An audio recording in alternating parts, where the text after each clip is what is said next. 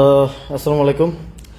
আহ, আমি খুব ফর্মালি না ইনফর্মালি চলে আসলাম একটা লাইভে। একটা বিষয় হঠাৎ নিউজ দেখছি, তো সেই বিষয়ে কিছু কথা বলার প্রয়োজন মনে হলো। সাউন্ড ঠিক আছে? তো একটু আগে নিউজ দেখলাম, আপনারা হয়তো ক্যাপশন থেকে বুঝতেই পারছেন যে কি বিষয়ে কথা বলবো। যে সচিবের স্বাক্ষর ছাড়াই প্রকল্প পাশ করলেন আসিফ মাহমুদ, এটা বলেছেন স্থানীয় সরকার প্রতিমন্ত্রী মিস্টার শাহ আলম, সম্ভবত ওনার নাম। তো একটু ফাইলের প্রসেসটা বোঝা প্রয়োজন, যে মন্ত্রণালয় একটা ফাইল কিভাবে কোন প্রসেসে পাশ হয়। প্রথমত আমি মিস্টার শাহ আলম যেটা বলেছেন সেটা উত্তরটা পরে আসছি। সাধারণত আপনারা হয়তো অনেকেই জানেন না, অনেকে জানেন যারা এই বিষয়গুলোর সাথে মন্ত্রণালয়ের সাথে কাজ করেন বা বিভিন্ন সরকারি অফিসের সাথে কাজ করেন, তারা জানেন যে প্রসেসগুলো কিভাবে হয়, কিন্তু বেশিরভাগ মানুষই জানেন না। ফলে একটু এনলাইটেন করা প্রয়োজন। প্রথমে একটা ফাইল সাধারণত আমার জায়গা থেকে, আমি যে জায়গায় ছিলাম উপদেষ্টার জায়গায়, এখন মন্ত্রীর জায়গায় আছেন মির্জা ফখরুল ইসলাম আলমগীর সাহেব। তো সাধারণত একটা ফাইল হচ্ছে কিভাবে প্রসেস হয়, মানে কোনো একটা বিষয়ে সিদ্ধান্ত প্রয়োজন, সেটা প্রসেস হয় হচ্ছে সংশ্লিষ্ট শাখা থেকে। যেমন স্থানীয় সরকার মন্ত্রণালয় সিটি কর্পোরেশন শাখা আছে, ওয়াসা শাখা আছে, সেই শাখার নিজস্ব একটা সেট আপ আছে। একজন অতিরিক্ত সচিবের নেতৃত্বে সাধারণত একটা শাখা কাজ করে থাকে। তো প্রথমত সেই শাখার উপসচিব ফাইলটা ইনিশিয়েট করে। উপসচিব থেকেই ফাইলটা স্টার্ট হয় আর কি। তো তারপরে সেটা যুগ্ম সচিব দেখেন। যুগ্ম সচিব দেখার পর সেটা তার কাছে যদি মনে হয় যে ঠিক আছে, এটা উপরে পাঠানো যায়, সব কিছু ঠিকঠাক মনে হয়, তাহলে তিনি এটা আবার তার সিনিয়র কর্মকর্তার কাছে পাঠান।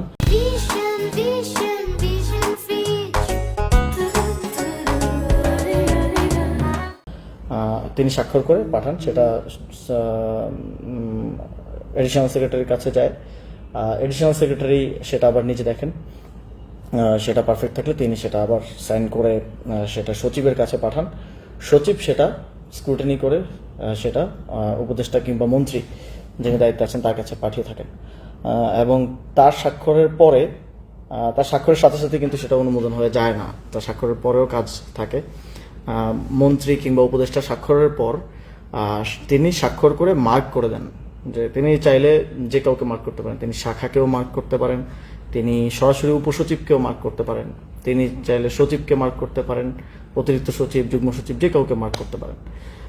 বাট আমার সবসময় প্র্যাকটিসটা ছিল যে আমি পুরো নর্মটা ফলো করতাম, আমি সবসময় সচিবকেই মার্ক করতাম। ফলে এটা আমার স্বাক্ষর পরে সচিবের কাছে যেত, সচিব সেটা আবার এবার নিচের দিকে, একটা হচ্ছে আপওয়ার্ড ফাইলের গতিবিধি, তারপর হচ্ছে ডাউনওয়ার্ড, এটা আবার নিচের দিকে যাবে। সচিবের পরে সচিব হয় সরাসরি উপসচিবকে দিয়ে দিবেন, অথবা অতিরিক্ত সচিব, তারপর যুগ্ম সচিব, তারপর উপসচিব, এভাবে ক্রোনোলজিক্যালি পাঠাবেন। উপসচিবের কাছে যাওয়ার পরে তারপর তিনি হচ্ছে অফিসিয়ালসদেরকে দিবেন এটা, বা তিনি হচ্ছে এটাকে করবেন, এটা নোটিশ আকারে দিবেন। যখন নোটিশটা আসে, গভর্নমেন্ট নোটিশটা আসে, তার মানে হচ্ছে এটা গভর্নমেন্ট নোটিশ কিংবা গভর্নমেন্ট অর্ডারটা আসে, তার মানে হচ্ছে এই ফাইলটা পাস হয়ে গেল আর কি। এটা মানে ইভেন আমার সাইন করার মতো দিয়েও পাস হয় না, এটা আরও প্রসেস আছে। তারপরে গিয়ে নোটিশ, যেটা গভর্নমেন্ট অর্ডার আকারে আপনারা দেখেন, সেটা আসা মানে হচ্ছে পাস হওয়া। তো এটা হচ্ছে প্রসেস, নর্মাল প্রসেস। এটা হচ্ছে যে কোনো জেনারেল ফাইলের, কিন্তু এখানে যেহেতু কথা হয়েছে প্রকল্পের, মিস্টার শাহ আলম বলেছেন যে কোনো একটা প্রকল্প সচিবের স্বাক্ষর ছাড়া পাশ হয়েছে। তো আমার মনে হয় যে ওনারা তো হয়তো মাত্র 3 মাস হলো দায়িত্ব নিয়েছেন, নতুন হতে পারেন, হয়তো প্রসেস এখনও বুঝে উঠতে পারেন নাই। তো প্রথমত একটা প্রকল্প পাশ হওয়ার ইয়াটাও আরও অনেক বেশি কমপ্লেক্স। যারা আসলে কাজ করেন, কাজ না করলেও জানেন, কারণ আপনার বাড়ির সামনে যখন রাস্তা করা লাগে, বা যখন বাড়ির সামনে বা হচ্ছে আশেপাশে যখন মহাসড়ক, সড়কের কাজ হয়, বা ছোটো ছোটো কাজ হয়, সরকারি কাজ, সেগুলো আপনারা জানেন কতটা স্লো হয়, কারণ এটার প্রসেসটা অনেক লেংদি, অনেক লম্বা। তো সেটার প্রসেসটা আমি আরেকটু বুঝাই। যে প্রথমত একটা প্রকল্প নেওয়ার যদি নীতিগত সিদ্ধান্ত হয় যে এই বিষয়ে একটা প্রকল্প গ্রহণ করা হবে, তখন ফার্স্টে হয় ফিজিবিলিটি স্টাডি। ফিজিবিলিটি স্টাডিটা সংশ্লিষ্ট সংস্থা করে, যেমন স্থানীয় সরকার মন্ত্রণালয়ে স্থানীয় সরকার ইঞ্জিনিয়ারিং ডিভিশন যেটা আছে, প্রকৌশল বিভাগ, যেটা স্থানীয় সরকার প্রকৌশল বিভাগ আপনার বাড়ির আশেপাশে ছোট রাস্তা থেকে শুরু করে কালভার্ট থেকে শুরু করে এই কাজগুলো সাধারণত স্থানীয় সরকার প্রকৌশল বিভাগ সারা দেশে করে থাকে এবং সেটা ফিজিবিলিটি স্টাডি হয় আর কি। ফিজিবিলিটি স্টাডিটার ক্ষেত্রে অনেক স্টেক হোল্ডার ইনভলভ। এখানে জেলার এক্সিএন, উপজেলা ইঞ্জিনিয়ার থেকে শুরু করে এলজিইডি ডিপার্টমেন্টের, এটা কিন্তু মন্ত্রণালয় না, এটা এলজিইডি আলাদা একটা ডিপার্টমেন্ট, ইঞ্জিনিয়ারিং ডিভিশন, যেটার চিফ থাকেন একজন চিফ ইঞ্জিনিয়ার, তিনি সেটার প্রধান। তো সেখানে এটা নিয়ে ফিজিবিলিটি স্টাডি হয়। ফিজিবিলিটি স্টাডিতে যদি মনে হয় যে ঠিক আছে এই প্রকল্পের কার্যকারিতা বা প্রয়োজনীয়তা রয়েছে, সেক্ষেত্রে প্রায়োরিটি বিবেচনা ওই প্রকল্পটাতে হাত দেওয়া হয়, প্রকল্পটা নেওয়া হয়। নেওয়ার পরে ওইটার একটা ডিপিএম প্রস্তুত করা হয়, ওইটার একটা মানে প্রকল্পে কি কি কাজ হবে, বাজেট এস্টিমেট থেকে শুরু করে পুরো ডিটেলস সহ একটা ডিপিএম তৈরি করা হয়। এবং সেটা এই প্রকল্পটা যখন চিফ ইঞ্জিনিয়ারের স্বাক্ষর নিয়ে, মানে চিফ ইঞ্জিনিয়ার এটা যখন অনুমোদন করে দেন যে ঠিক আছে এটা নেওয়ার জন্য যিনি প্রস্তুত এবং এটা নিতে চায়, তখন এটা আসে মন্ত্রণালয়ে, স্থানীয় সরকার প্রকৌশল বিভাগ থেকে মিনিস্ট্রিতে আসে। মিনিস্ট্রিতে ওই সেম প্রসেস, যে বিভিন্ন শাখার মাধ্যমে এটা আসার কথা। তো এই শাখার মাধ্যমে যখন এই যে স্থানীয় সরকার প্রকৌশল বিভাগ যে শাখা ডিল করে, ওই শাখায় যখন আসে, তখন এটা নিয়ে ফার্দার একটা প্রকল্প নেয়ার ক্ষেত্রে একটা কমিটি আছে, একাধিক কমিটি থাকে সাধারণত, যেটা সাধারণত সচিব হেড করে আর কি। সাধারণত সচিব অথবা সচিব যদি চান তাহলে তিনি যে কোনো অতিরিক্ত সচিব বা অন্য কাউকেও দায়িত্ব দিতে পারেন। একটা প্রকল্প পাশ করার বিষয়ে একটা কমিটি থাকে। তো সেই কমিটিতে আলোচনার ভিত্তিতে সেখানেও যদি অ্যাগ্রিড হয় যে ঠিক আছে এই প্রকল্পটা আমরা নিব, তখন ওই প্রকল্পটা আসলে ওইটা পাস হয় এবং সেটার ফাইল ওয়ার্কটা স্টার্ট হয় আর কি। তো তখন আবার ওই যে উপসচিব, যুগ্ম সচিব, অতিরিক্ত সচিব এবং সচিব পার হয়ে উপদেষ্টা কিংবা মন্ত্রীর কাছে ফাইলটা আসে। তখন মন্ত্রীর স্বাক্ষর হওয়ার পরে সেটা আবার ডাউনওয়ার্ড যায়। তো একটা প্রকল্প আপনারা জানেন যে আরও কমপ্লেক্সিটি আছে। প্রকল্প বিষয়ক যখন কমিটি বসে মিটিংয়ে, তখন তারা দেখে যে এটার সাথে অন্য কোনো মন্ত্রণালয় ইনভলভ কিনা বা অন্য কোনো মন্ত্রণালয়ের মতামত নেওয়া প্রয়োজন কিনা। যেমন একটা রাস্তা করা হবে, তখন দেখা হয় যে এটা এনভায়রনমেন্টের কোনো ক্ষতি করতে পারে কিনা, গাছ কাটা পড়ছে কিনা, সেক্ষেত্রে এটা এনভায়রনমেন্ট মিনিস্ট্রি ইনভলভ থাকে। তো ভূমি মন্ত্রণালয় ইনভলভ থাকে, কারণ জমি জমার বিষয় আছে, জমি জমা কেনা না কেনা। তো এরকম আরও স্টেক হোল্ডার ইনভলভ আছে, তাদেরকে নিয়ে এবার আন্তঃমন্ত্রণালয়ের বৈঠকও প্রয়োজন পড়তে পারে মাঝে মধ্যে, কখনো কখনো। তো সেটাও করা হয়, সেটা সচিবের নেতৃত্বে যেই প্রকল্প যে কমিটি থাকে সাধারণত, সেই কমিটির মাধ্যমে হয়। তো তারপরে এটা উপদেষ্টার কাছে আসে। উপদেষ্টা চূড়ান্ত অনুমোদন দেওয়ার পর সেটা তারপরে প্রসেস আছে। উপদেষ্টা চূড়ান্ত অনুমোদনের পর এই প্রকল্পটা যায় পরিকল্পনা কমিশনে। আপনারা জানেন যে আমাদের যেই পরিকল্পনা কমিশন আছে, সব প্রকল্প সব মন্ত্রণালয় থেকে অবশ্যই পরিকল্পনা কমিশনের মাধ্যমেই পাস হতে হয়। একেবারে ছোট প্রকল্প হলে সেটা মন্ত্রণালয় নিজেই নিতে পারে, কিন্তু বড় প্রকল্পগুলো, মাঝারি প্রকল্পগুলো পরিকল্পনা কমিশনে পাস হয়। কিছু প্রকল্প আছে যেটা 50 কোটির নিচে বা 100 কোটির নিচে, আমার ঠিক মনে নেই যে কোন মার্কটা, সেটা সাধারণত পরিকল্পনা মন্ত্রী যিনি থাকেন, আমার অন্তর্বর্তী সরকারের সময় ছিলেন ওয়াহিদুদ্দিন মাহমুদ, এখন সম্ভবত আছেন আরেকজন। তো মন্ত্রী যিনি থাকেন তারপর যে নিষ্পত্তিযোগ্য হয়, 50 কোটি টাকার প্রকল্প হলে সে নিজেই আসলে দেখে নিষ্পত্তি করে দিতে পারে। আবার এটা তার পর্যায়ে যাওয়ার আগেও কিন্তু পরিকল্পনা কমিশনেও, পরিকল্পনা মন্ত্রণালয়েও, সেখানেও আবার সচিবের নেতৃত্বে, বা সেখানে তো অনেক সচিব, প্রায় 12 থেকে 15 জন, তাদের কোনো একটা কমিটির নেতৃত্বে আবার স্ক্রুটিনি হয়। স্ক্রুটিনি হওয়ার পরে তারা যখন দেখে যে এটা ঠিক আছে, এটা পাঠানো যায়, তখন তারা তাদের উপদেষ্টা কিংবা মন্ত্রীর কাছে পাঠায়, তিনি অনুমোদন দেন। আর যদি প্রকল্প বড় প্রকল্প হয়, সেক্ষেত্রে আপনারা দেখে থাকবেন নিউজে সবসময় যে মাঝে মধ্যে মাসে 2বার এই মিটিংটা হয়, মাঝে মধ্যে 1বার হয়, মাঝে মধ্যে 2 মাসেও হয়। একনেকের যে বৈঠক হয়, দেখবেন যে এইবারের একনেকে 3,000 কোটি টাকার, 5,000 কোটি বা 20,000 কোটি টাকার প্রকল্প অনুমোদন, বা এতগুলো 27টা, 20টা বা 10টা বা 5টা প্রকল্প অনুমোদন হয়। আপনাদের আমরাও যখন দায়িত্বে ছিলাম, ডক্টর মোহাম্মদ ইউনূসের নেতৃত্বে সেই একনেক বৈঠকটা হতো। এখন প্রধানমন্ত্রী তারেক রহমানের নেতৃত্বে একনেক বৈঠকটা হয়। তো প্রকল্পটা লাস্ট পাস হয় কিন্তু একনেকে, এবং তার মাধ্যমে তারপর এটার এক্সিকিউশনে সংশ্লিষ্ট মন্ত্রণালয়কে যখন একনেক থেকে জানানো হয় এই প্রকল্প পাস হয়ে গেছে, নির্দেশনা আসে, তখন মন্ত্রণালয় ওই প্রকল্প বাস্তবায়নের উদ্যোগটা গ্রহণ করে সাধারণত। তো এই পুরো প্রসেসটা আমি বোঝালাম বা বললাম এত সময় নিয়ে, কারণ হচ্ছে এটা বোঝাটা জরুরি। এটা না বুঝলে এই যে একটা এলিগেশন আনা হলো, এটা বোঝাটা মুশকিল হবে। তো একনেকের পরে আসার পরে এই কার্যক্রমটা শুরু হয়। তো অনেকগুলা ফেজ আমি বললাম, একটা হচ্ছে ফিজিবিলিটি স্টাডি ওই সংশ্লিষ্ট দপ্তরের মাধ্যমে, তারপর হচ্ছে একটা ডিপিএম প্রস্তুত করা, ডিপিএম প্রস্তুতের পর প্রকল্প বিষয়ক কমিটি থেকে একটা অ্যাপ্রুভাল নেওয়া, কমিটির পরে সেটা উপসচিব, যুগ্ম সচিব, অতিরিক্ত সচিব, সচিব হয়ে উপদেষ্টা বা মন্ত্রীর কাছে অনুমোদন নেওয়া, অনুমোদনের পরে সেটা আবার পরিকল্পনা কমিশনে পাঠানো, পরিকল্পনা কমিশন নিজে স্ক্রুটিনি করে যে এটা কতটুকু প্রয়োজন না প্রয়োজন, তারপরে পরিকল্পনা কমিশন এটা নিয়ে এটা যখন ফাইনাল করে তখন এটা একনেকে যায়, একনেকে প্রধানমন্ত্রী কিংবা প্রধান উপদেষ্টার উপস্থিতিতে, বাকি একনেক সদস্যদের উপস্থিতিতে, সদস্যরা সাধারণত মন্ত্রীরাই হন এবং সচিবরাও থাকেন সংশ্লিষ্ট, সেটা পাশ হয়, পাশ হওয়ার পরে এবার সেটার বাস্তবায়ন যায়। তো it's a very long process, যেটাকে অনেকে মানে আমলাতান্ত্রিক জটিলতা বা লাল ফিতার দৌরাত্ম আমরা বলে থাকি আর কি। তো উনি যে কথাটা বললেন যে সচিবের অনুপস্থিতিতেই বা সচিবের স্বাক্ষর ছাড়া ফাইল পাশ করলেন উপদেষ্টা, মানে অবৈধভাবে, এই ধরনের একটা কথা উনি বলার চেষ্টা করেছেন। আমার মনে হয় এটা নিয়ে আরও বেশি ক্লারিটি মানে প্রয়োজন, যে কোন ফাইল, এক্স্যাক্টলি কোন ফাইল। যদি মানে এটা তো অন পেপার থাকার কথা যে ফাইলেই স্বাক্ষর থাকবে, ঠিক আছে, একটা ফাইলে আমার স্বাক্ষর আছে, সচিবের স্বাক্ষর নাই। মাঝে মধ্যে যেটা হয় যে সচিব যদি কোনো বিদেশ সফর থাকে, সাপোজ সচিব কোনো বিদেশ সফর আছে, তাহলে সাইনটা কে দিবে সচিবের অনুপস্থিতিতে? তখন অতিরিক্ত সচিব একজনকে সিনিয়রিটির ভিত্তিতে, সাধারণত যিনি সিনিয়র থাকেন তাকে সচিবের রুটিন দায়িত্ব প্রদান করা হয় সচিব বিদেশ যাওয়ার আগে। এটা উপদেষ্টার বা মন্ত্রীর স্বাক্ষরই হয়ে থাকে যে অতিরিক্ত সচিবকে সচিবের অনুপস্থিতিতে রুটিন দায়িত্ব প্রদান করা হলো। তখন তিনি ফাইল ওয়ার্কগুলো কন্টিনিউ করে থাকেন এবং রান করে থাকেন। তো সচিবের অনুপস্থিতি হইলেও সেখানে অতিরিক্ত সচিবের অবশ্যই স্বাক্ষর থাকার কথা। আচ্ছা ঠিক আছে, আপস্ট্রিমে কোনো ফাইল সচিবের স্বাক্ষর ছাড়া বা সচিবের টেবিল না হয়ে উপদেষ্টা কিংবা মন্ত্রীর টেবিলে আসারই কথা না, আসাই সম্ভব না। এটা অনুমোদন দেওয়া তো অনেক দূরের আলাপ। আবার সচিবের সংশ্লিষ্টতা আরও অনেকগুলো জায়গা আছে, একনেকে সচিবের উপস্থিতি থাকতে হয়। তারপর যে কমিটি, এই যে প্রকল্প বিষয়ক যে কমিটি, প্রকল্প পাশ করার জন্য যে কমিটি ইটসেলফ রিপোর্ট করা হচ্ছে সচিবের কাছে, বা ওই কমিটির ক্ষেত্র বিশেষে সচিবই প্রধান থাকেন আর কি। তো সচিবের মানে জিনিসটা সাউন্ড লাইক যে সচিবকে না জানিয়ে বা গোপন রেখে একটা প্রকল্প পাশ হয়ে গেলে ইটস ইম্পসিবল। একটা প্রকল্প তো আপনি মুখ দিয়ে বললেন হয়ে গেলো এরকম না। একটা প্রকল্প ফিজিবিলিটি স্টাডি, টিপিএম করে ছোট থেকে ছোট প্রকল্প 1 থেকে 1.5 মাস 2 মাস সময় লাগে, যদি একেবারে লাকি হয় কেউ যে এই সময়ের মধ্যে নিতে পারে, আর না হলে সম্ভব না এটা নেওয়া।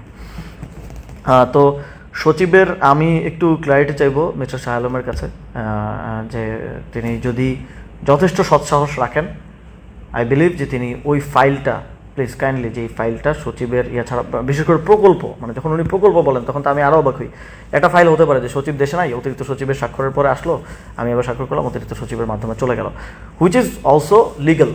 মানে কোনো কিছু যদি মনে হয় যে এটা আরেকটা ক্লজ আছে, যে কোনো কিছু যদি মনে হয় যে গুরুত্বপূর্ণ, জনগুরুত্বপূর্ণ কোনো একটা বিষয়, এখন সচিব উপস্থিত নাই, সচিব দেশের বাইরে, বা সচিব ছুটিতে আছে একদিনের, বা সচিব তার বাড়িতে গেছে, তার মা অসুস্থ বা সামথিং হইতেই পারে, তো এই 1 দিন বা 2 দিনের জন্য কাউকে অতিরিক্ত সচিবের দায়িত্ব দেওয়া হয় নাই, কারণ 1 দিন 2 দিন ফাইল ক্যান ওয়েট।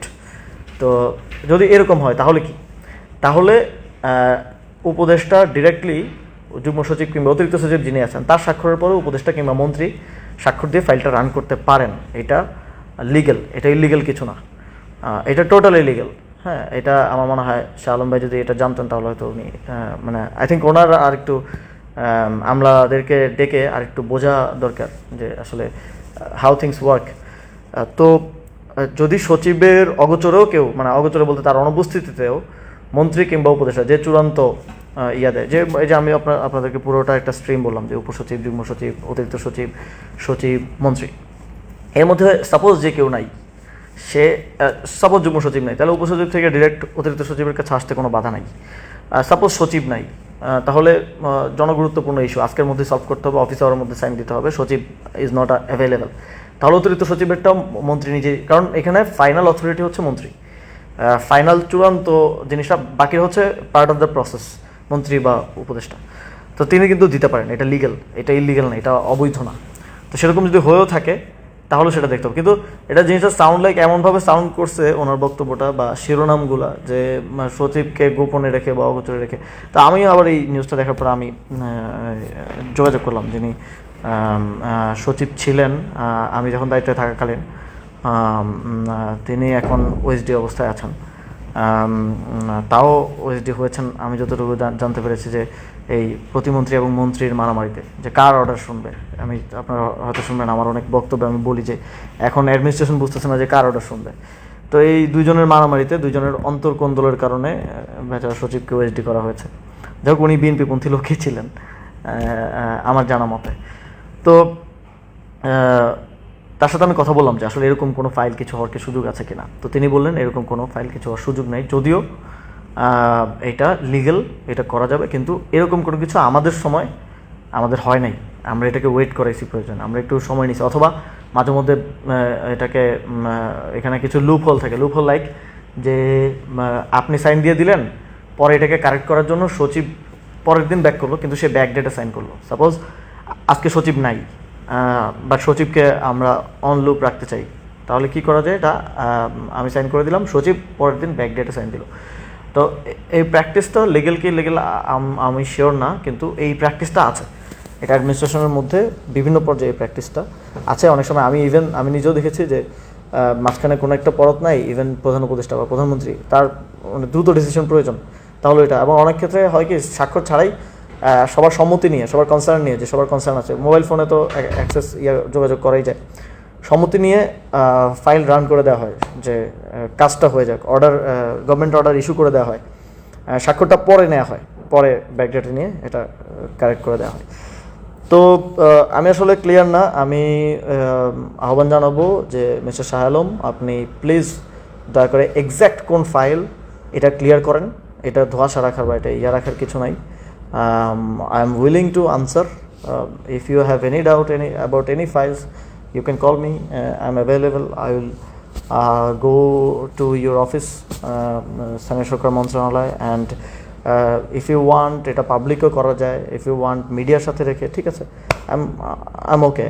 এটা আমার মনে হয় যে এটা মন্ত্রণালয়ের উচিত হবে, যেটা একজন প্রতিমন্ত্রী এই কথাটা বলেছে, তার কথার ভারিক্কি আছে, আই বিলিভ তিনি সেটা বোঝেন। তো তিনি এটা ক্লিয়ার করবেন যে কোন ফাইলে হয়েছে, এবং তিনি সেই ফাইলটা শেয়ার করতে পারেন publicly. And I am challenging যে আপনি শেয়ার করেন যে কোন ফাইলে ইলিগালি সচিবকে অগোচরে রেখে উপদেষ্টা স্বাক্ষর করেছে। তো আই থিঙ্ক এটা কোয়াইট ক্লিয়ার। আমি আমার জায়গা থেকে করার সর্বোচ্চ চেষ্টা করেছি।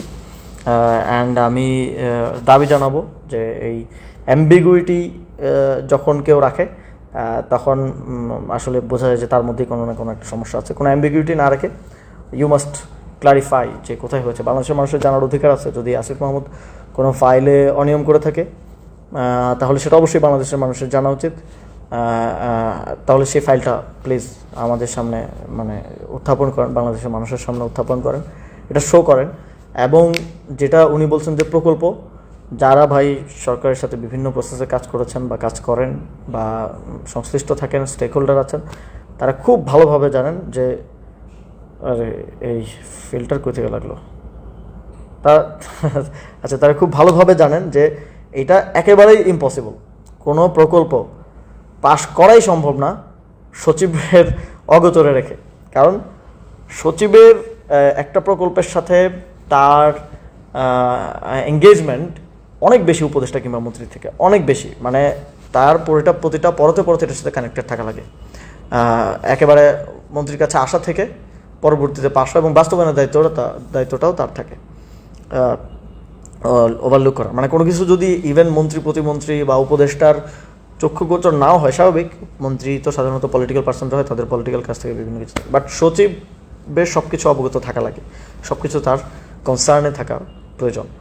তো আমাদের ইভেন ছোট থেকে ছোট ফাইল, এটা অন্যান্য মন্ত্রণালয়ের প্র্যাকটিস আছে যে দ্রুততার স্বার্থে কী করে, যে আমার কাছে আসলে চূড়ান্ত অনুমোদন আমি দিলাম, দিয়ে এটা পাঠিয়ে দেওয়া হয় উপসচিবের কাছে ডিরেক্টলি। কারণ এটা 3-4টা টেবিল ঘুরতে গেলে এটা লাল ফিতার দৌড়াতে তৈরি করে, এটা সময় নেয়। কিন্তু আমি প্র্যাকটিসটা করতাম ফার্দার ক্লিয়ারেন্সের জন্য, যাতে কোনো ধরনের অ্যাম্বিগুইটি বা কোনো ধরনের না থাকে। সেজন্য আমি সবসময় সচিবকে মার্ক করতাম, আমার স্বাক্ষরের পরে আমি সচিবকে মার্ক করতাম, সচিবের কাছে যেত, সচিব তারপরে সংশ্লিষ্ট ডেস্কে মার্ক করে দিতেন, তো সেখানে চলে যেত ফাইলটা। তো আমি আমার সময়ে যিনি সচিব ছিলেন তার সাথে কথা বলেছি, তিনি বলেছেন এমন কিছু হওয়া সম্ভব না, যেহেতু এখন যারা সচিব ছিলেন আমার সময় দায়িত্বে তারা রাষ্ট্রেরই কর্মকর্তা এবং রানিং কর্মকর্তা। তো মন্ত্রণালয় বা সরকার চাইলে তাদেরকে দিয়েও স্টেটমেন্টটা দেওয়ানো যায় যে আসিফ মাহমুদ কোন স্পেসিফিক ইনস্ট্যান্সে যে সচিবকে অবগত না করে বা সচিবের স্বাক্ষর ছাড়াই স্বাক্ষর করে দিয়েছেন। এবং আই থিঙ্ক যে ফাইলটাও আপনাদের শো করা উচিত এবং এখানে কি ইললিগাল কি হয়েছে সেটাও আরও ক্লিয়ার রাখা উচিত। মানে আমি দেখছি যে এই সরকার বা স্থানীয় সরকার মন্ত্রণালয়ে আজকে ওই নিউজটা পড়তে গিয়ে আমি দেখলাম যে পিরোজপুরের একটা দুর্নীতির ঘটনা নিয়েও তিনি বলেছেন যে কাজ না করেই টাকা উত্তোলন করা হয়েছে।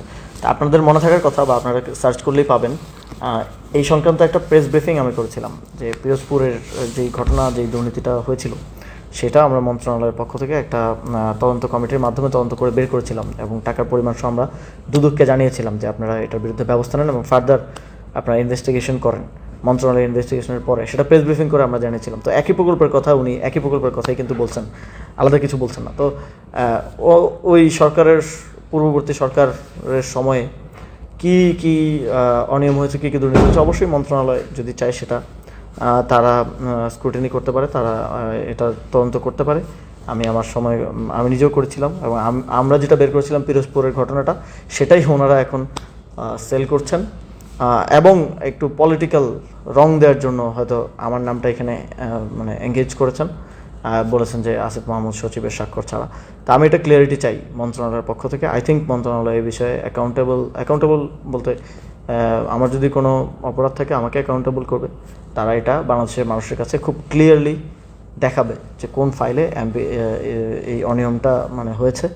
এটা আমি চ্যালেঞ্জ করছি মিস্টার শাহ আলমকে। তার যদি সৎসাহস থাকে, সে যদি তার যে স্টেটমেন্টে স্ট্যান্ড করে, তাহলে আগামীকালকে তো office day, I think last office day, তো আগামীকালকের মধ্যে তিনি এই ফাইলটা জনগণের সামনে স্পষ্ট করবেন এবং উত্থাপন করবেন।